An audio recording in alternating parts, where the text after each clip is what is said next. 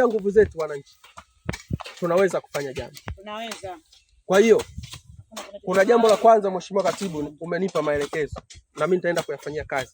Nimeambiwa hati au barua ya ili eneo, karatasi ya maandishi ya ili eneo bado haijanifikia na chama haikijafika.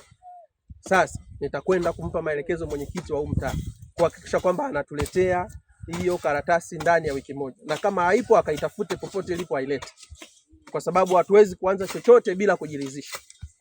Kwa haya ni maelekezo yangu ya kwanza, na naomba mumfikishie mwenyekiti wa mtaa, na mimi nitampigia simu nikitoka hapa kumueleza.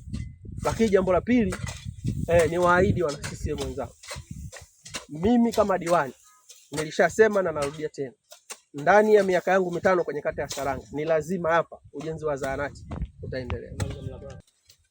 Ndani ya wiki moja mpaka 2 nitahakikisha nitamleta hapa mhandisi, atatucholea mchoro, atatuonyesha namna jengo letu linavyotaka kuwa.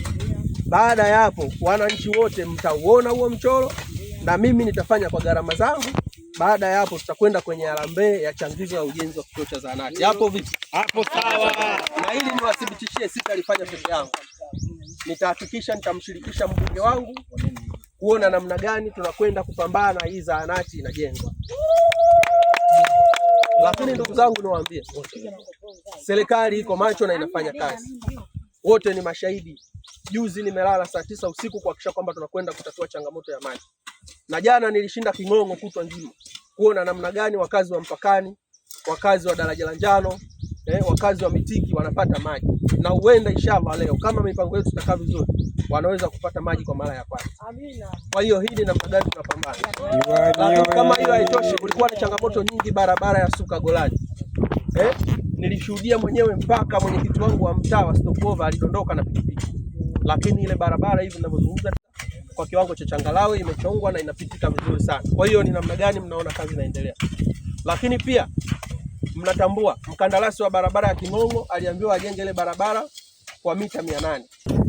Tupeane ushirikiano. Sehemu ambazo mnaona ni korofi, taarifa inifikie, nitafika, nitashuka kuona namna gani tuende kupalisawanisha. Lakini ili eneo mimi naomba niseme wazi hapa bila kificho. Kuchangia ujenzi nitaanza na tofali 500 na nitazileta. Na hata mtaka kesho. Diwani wewe!